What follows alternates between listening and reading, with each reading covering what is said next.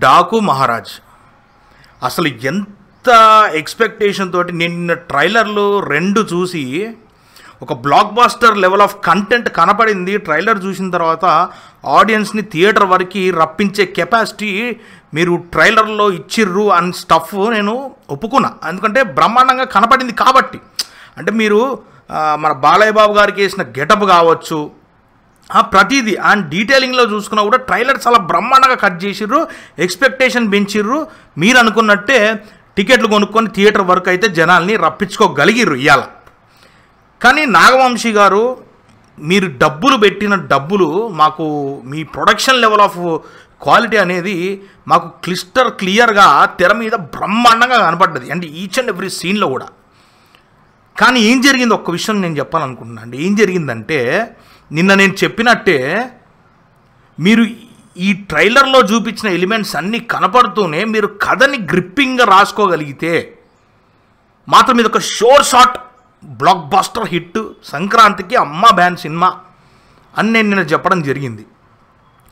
ఈరోజు మీ cinema second half చేయబట్టికి ఫస్ట్ హాఫ్ మీద ఉన్న ఇంపాక్ట్ కూడా, అంటే ఏదైతే బ్లాక్ బాస్టర్ అనుకున్నారో ఆడియన్స్ అందరు ఫస్ట్ హాఫ్ చూసిన తర్వాత, మీ సెకండ్ హాఫ్ చూసిన తర్వాత ఫస్ట్ హాఫ్ మీద ఉన్న ఇంప్రెషన్ అనేది బూడిదలా కొట్టుకపోయింది మొత్తానికి. అది ఎందుకు ఏందనేది ఇప్పుడు నేను క్లియర్గా నిజంగా చెప్తున్నా అండి, నిజంగా చెప్తున్నా. ఈ సినిమాకి మళ్ళీ మీరు 4 రైటర్లు రాసిరు, గొప్ప గొప్ప రైటర్లు. మీరు అందరు ఎవరో నాకు తెలియదు నిజంగా, పేరున గూగుల్ ఓపెన్ చేసి చూస్తే 4 రైటర్లు, 2 స్క్రీన్ ప్లే రైటర్లు కలిసి రాసిరంట. ఇంత దరిద్రంగా రాస్తారా? ఇంత చెండాలమనే రైటింగా? యావండి, ఇట్లాంటి సినిమా ఒకటి వచ్చి ఇలాంటి కథనం బేస్ చేసుకొని ఒక సినిమా వచ్చి అంత మంచిగా బ్రహ్మాండమైన మేకింగ్, అంత సీజీ వర్క్ చేసినా కూడా 3-4 సంవత్సరాలు కష్టపడి చేసిన సినిమాను కూడా నేలకేసి దెంగారు జనాలు. ఇవాళ బాలయ్య బాబుని పెట్టి మీరు అది 2.0 వర్జన్ కింద తీశారు. నేను క్లుప్తంగా చెప్పక్కర్లేదు, నా తమ్నెల్ చూస్తే అర్థమైపోద్ది. గుండె ఎడ దొరికిపోతుంది తెలుసా? డబ్బులు పెట్టే వాళ్ళ మీద తరిగిపోతుంది. ఎందుకు వాళ్ళ మీద కూడా బాధేస్తుంది. ఎందుకంటే మీరు ఏ రైటింగ్ రాస్తున్నారో తెలియట్లేదు, నిజంగా తెలియట్లేదు. అంటే చెండాలని జరిగింది చూసి కూడా మేము ఇదే రాస్తాం. మీరు కాదండి, ప్రొడ్యూసర్ నాశనం చేస్తే రేపు పొద్దున మా పోటోళ్ళు నేను 100 కథలు రాసుకుంటా, నాకు డైరెక్షన్ చేయాలని నాకు ఇంట్రెస్ట్. రేపు పొద్దున నాలంటి వాళ్ళు మీ ప్రొడ్యూసర్ దొరకాలన్నా కూడా మచ్చుకు దొరకరు. మీరు డబ్బులు జమ చేసి గుడపడం మొదలు పెడతా ఉంటే మాలాంటి వాళ్ళకి ప్రొడ్యూసర్ దొరకరు, మాలాంటి వాళ్ళు నమ్మరు జనాలు, ప్రొడ్యూసర్లు నమ్మరు మమ్మల్ని. మీరు అంతమంది రైటర్లు రాశారు కదండి, మీ ఎవరికి రైటింగ్లు రావా? 4 రాసిరని అయితే మనకు గూగుల్లో కనిపిస్తూ ఉంది, మీకు రైటింగ్లు రావా? పోనీ చూసిన సినిమా, ఆ సినిమా రిజల్ట్ చూసిన తర్వాత మనది ఇలాగే ఉంది కదా, యాజ్ ఇట్ ఈజ్ మనం ఇదే చేస్తున్నాం కదా అని కూడా మీకు మచ్చుకు కూడా అనిపించలేదా? దీని ఇన్ డీటెయిల్ రివ్యూ నాకు చెప్పాలి. నిజంగా చెప్తున్నా అండి, నేను నిన్న బ్లాక్ బాస్టర్ అని ఎందుకన్నా, ట్రైలర్ చూసిన తర్వాత ఆ గెటప్, బాలయ్య బాబుకి వేసిన గెటప్కి ఒక పవర్ ఉంది. ఆ గెటప్లో ఆయన చూస్తుంటే ఆయన నిజంగా ఒక కొదమ సింహంలాగా కనపడుతున్నాడు. ఎట్లా వాడాలా మరి, ఎట్లా వాడాలా ఆ క్యారెక్టర్ని? చచ్చిపోతున్నాయి భయ్యా. తెలుగు ఫిల్మ్ ఇండస్ట్రీ అనేది ఊరికే గొడవట్లా. ఇలాంటి దరిద్రపు గొట్టు రైటింగ్లు రాసి ఫస్ట్ హాఫ్ నిజంగా చెప్తున్నా ఆడియన్స్ రియాక్షన్లు పీక్ లెవెల్లో ఉన్నాయి. నేను ఆల్రెడీ రొటీన్గా ఉన్న కథనే మనకు రొటీన్గానే ఉంది అని తెలుస్తున్నప్పటికి కూడా అక్కడ ఒక బంధం, ఏదైతే బంధం మీరు ఫస్ట్ హాఫ్లో క్రియేట్ చేసిర్రో, ఏ బంధం కోసమైతే ఆయన పోరాడుతున్నాడో ఆ బంధాన్ని చూసుకొని ఆ ఫైట్లో అవన్నీ మీరు ఎక్కడ ఎలివేషన్ ఇవ్వాలి అక్కడ ఇచ్చి ఆపితే ఎక్స్ట్రాడినరీ లెవెల్లో జై బాలయ్య అని చెప్పి అందరూ అడిచినాడు థియేటర్లో ఫస్ట్ హాఫ్లో. నేను ఆ రియాక్షన్ షూట్ చేసి నాకు పెట్టాలనిపిస్తుంది, కానీ మీరు స్ట్రైక్లు వేస్తారు. మీరు ఏం చేస్తాం మరి? హానెస్ట్గా మాట్లాడినోడి మీద స్ట్రైక్లు జరుగుతాయి, అంతకుమించి ఏం జరగదు. ఇక్కడ జరిగేది అదే కదా దరిద్రం. సో ఫస్ట్ హాఫ్ అంత బ్రహ్మాండమైన దీంతో తీసుకెళ్ళి సెకండ్ హాఫ్లో మీరు అంత ఉత్తదే అయిపోయింది. నేను ప్రతిసారి ఏ సినిమా నాశనమైనా దానికి సంబంధించిన అనాలిసిస్ నేను చెప్తాను. నేను ఇప్పటికి ఇందులో ఒకటే జరిగింది, ఏందో తెలుసా? అంతర్గత యుద్ధం. అంటే హీరోకి సంబంధం లేకుండా ఏది జరిగినా నాశనం పూరితంగానే ఉంటాయి. మరి మీరు ఏం చేశారో కథలని మీకు తెలియాలి. ఇవాళ గుండె మీద చెయ్యేసుకొని నేను చెప్తున్నా నేను చెప్తున్నా, నేను బాలయ్య బాబు లాంటి ఆయన డైరెక్టర్కి సరెండర్ అయ్యి పనిచేసే వ్యక్తిని చేతిలో పెట్టుకొని నేనైతే ఇదే కథని బ్లాక్ బాస్టర్ అమ్మ బ్యాంచో సినిమా నేను రాయగలుగుతా. మీరు రాయలేకపోయారా? నలుగురు కలిసి, నలుగురు రైటర్లు రాయలేకపోయారు. కర్మకాండ పెట్టారు సినిమాకి.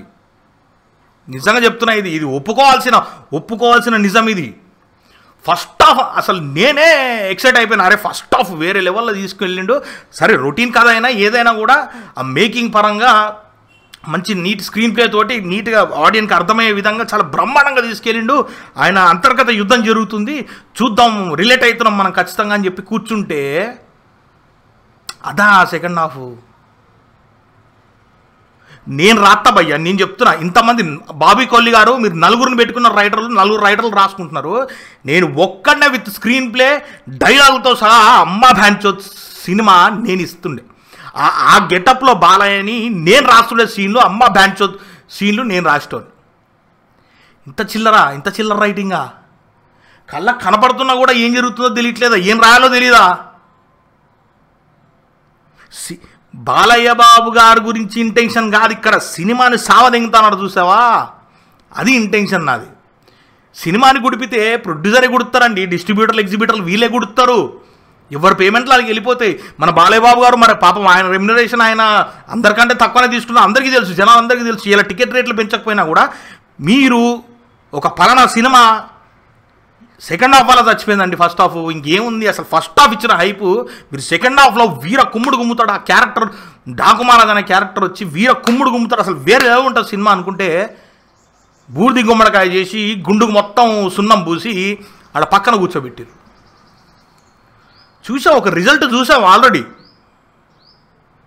మన ముందే రిలీజ్ అయ్యి అంతా సీజీ వర్క్ జరిగి బ్రహ్మాండంగా విజువల్స్ పెట్టి అడవుల్లో కుక్కలు తిరిగి సినిమా 3-4 సంవత్సరాలు బట్టి సినిమాలు తీసి సంక్రాంతికి ఇచ్చిన సినిమా మొన్న రీసెంట్గా వచ్చింది కదా సూర్య గారిది.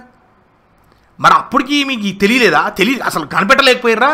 అంటే జనాలకి ఏది పడితే అది పెట్టేద్దాం తెలియదు అనుకుంటున్నారా? జనాలకి మారాలండి, ఖచ్చితంగా మారాలి. ఇది నేను క్లియర్గా చెప్తున్నా. నేను ఇదే చెప్తున్నా కదా, ఒకడే రైటరు బ్రహ్మాండంగా బ్లాక్ బాస్టర్ తీసే సినిమా ఇది.